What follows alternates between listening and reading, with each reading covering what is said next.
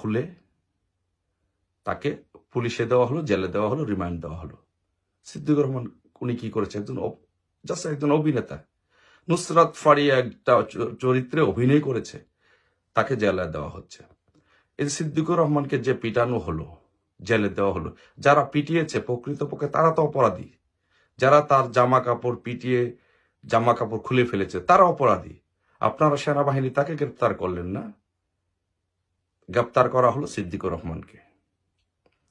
এই দেশ ও জাতির সাথে আপনি যে কমিটমেন্ট দিয়েছেন, যে দেশ ও জাতির দায়িত্ব আপনি নিয়েছেন, সেই কমিটমেন্টকে আপনি ভঙ্গ করছেন না।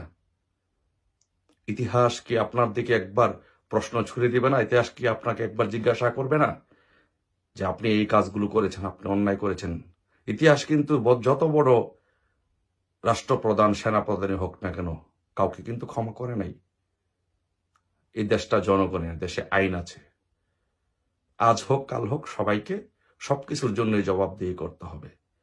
ছাত্রলীগের, বাংলাদেশ আওয়ামী লীগের কেন্দ্রীয় কার্যালয় গুলিস্তানে, এই কেন্দ্রীয় কার্যালয়ের মধ্যে জোর জবরদস্তি করে এই বৈষম্য বিরোধীরা ব্যানার টানিয়ে দিয়েছে, এটা তাদের কার্যালয়।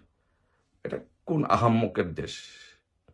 একটা দেশের একটা রাজনৈতিক দলের কার্যালয় জোর করে, যে কার্যালয়টা রেজিস্ট্রিকৃত এবং আইনি ভিত্তি আছে, এবং এটা একটা দলের নামে রেজিস্ট্রিকৃত একটা পার্টি অফিস, সেই পার্টি অফিসের মধ্যে আরেকজন এসে আপনার সাইনবোর্ড টানিয়ে দিয়েছে।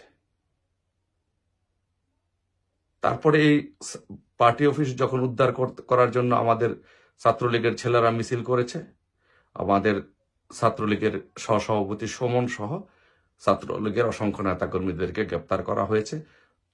সুমনকে পিটানো হয়েছে। সুমনের অপরাধ কি? সে তার গণতান্ত্রিক চর্চা, সে তার গণতান্ত্রিক অধিকার চর্চা করেছে, এই জন্য তাকে পিটানো হয়েছে। কই সেনাবাহিনী, আপনারা তো রাস্তায় আছেন, আপনারা তো মাঠে আছেন, কই আপনারা তো এগুলোর বিরুদ্ধে ব্যবস্থা নিচ্ছেন না? ব্যবস্থা নিচ্ছেন পাল্টা ছাত্রলীগের ছেলেদের উপরে, যুবলীগের ছেলে মেয়েদের উপরে। সো এটা কি অন্যায় আচরণ না? একটি দলের প্রতি বিরূপ আচরণ না? একটি সম্প্রদায়ের প্রতি বিমাতা সুলভ আচরণ না? সো এই আচরণ তো আপনার কাছ থেকে আমরা দেশ জাতি প্রত্যাশা করি না। আর আপনি এও ভুলে যাবেন না, আপনাকে কিন্তু সুপারসিড করে বঙ্গবন্ধু কন্যা শেখ হাসিনা আপনাকে সেনা প্রদান করেছেন। সো আপনার ন্যূনতম পরিমাণ কৃতজ্ঞতাবোধ আমি মনে করি থাকা উচিত, এবং আমি আশা করি যে আপনি বাংলাদেশে সকল দলের প্রতি, আমি বলি না যে কারো প্রতি আপনি আওয়ামী লীগ সরকার আপনাকে নিয়োগ দিয়েছে আওয়ামী লীগের প্রতি পক্ষপাতিত্বমূলক আচরণ করেন, আপনি সবার প্রতি ন্যায় বিচার করুন। আপনি দেশে আইনের শাসন প্রতিষ্ঠা করুন। এদেশে ছাত্রলীগের ছেলেরাও মানুষ, যুবলীগের ছেলেরাও মানুষ, আওয়ামী লীগের ছেলেরাও মানুষ, সবাই মানুষ। They have their rights. So আপনি হিউম্যান রাইটস ভায়োলেশন করতে পারেন না একটা দেশের দায়িত্ব নিয়ে। এর জন্য যদি আপনি এটা করেন তাহলে ইতিহাসের কাছে আপনার জবাবদিহি করতে হবে। আশা করি আপনার বোধোদয় হবে, এবং আপনার কাছে বিনীত অনুরোধ থাকবে, অনুরোধ করব একজন মেধাবী সেনাবাহিনীর অফিসার হিসাবে, যে আপনি দেশে সবার প্রতি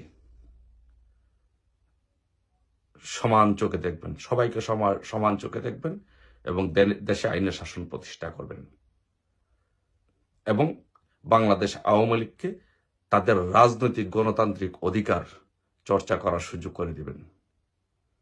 আপনার পাশে আমরা আছি। যদি প্রয়োজন হয় তাহলে আপনি ক্ষমতা নেন, আপনার সাথে আমরা আছি। আপনাকে আমরা সহযোগিতা করব এই দেশের গণতন্ত্র পুনরুদ্ধারের জন্য।